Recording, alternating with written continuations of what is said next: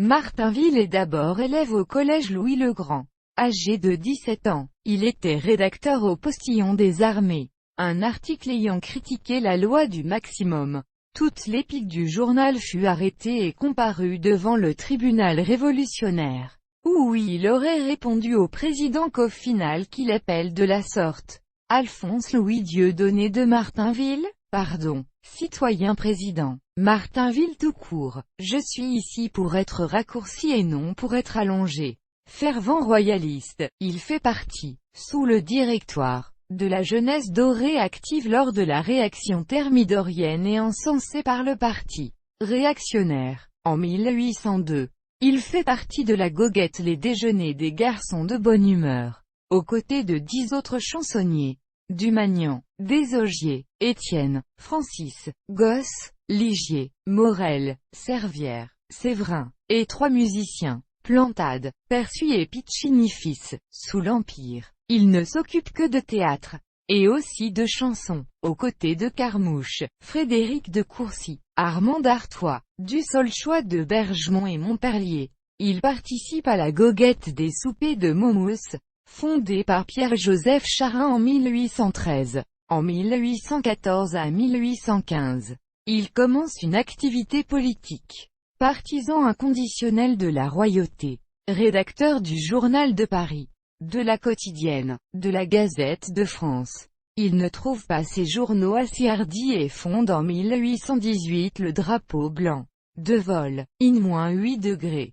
Dans cette publication il attaque non seulement les ennemis de la monarchie, mais encore les monarchistes et même les ministres trop tièdes à son gré.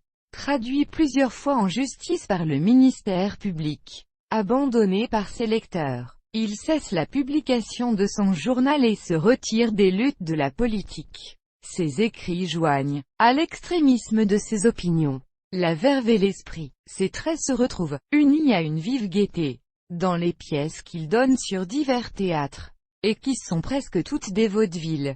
Ainsi les Suspects et les Fédéralistes. 1795. Le concert de la rue Feydeau. 1795. La Nouvelle Montagne, ou Robespierre en plusieurs volumes. 1796. Les assemblées primaires, ou les élections. 1797. La banqueroute du savetier à propos de bottes. 1801. Pataquès. 1803. Le pied de mouton. Mélodrame féerie comique, avec Ribier. 1807. Pièce souvent reprise avec des décors nouveaux et des rajeunissements de rédaction. La queue du diable. Mélodrame féerie comique. 1808. Monsieur Crédule. 1812. Buonaparte, ou l'abus de l'abdication. Pièce héroïco-romantico-bouffonne. 1815. Taconnay. 1816. On doit également encore à Martainville, Grivoisiana, ou recueil facétieux. 1801. In 18. Vie de la Mognon Malesherbes. 1802. In 12. La bombe royaliste lancée. 1820. In -8°. Et traîne au censeur. 1822. In -8°. Il a fait, avec Étienne, l'histoire du théâtre français, depuis le commencement de la Révolution jusqu'à la Réunion générale.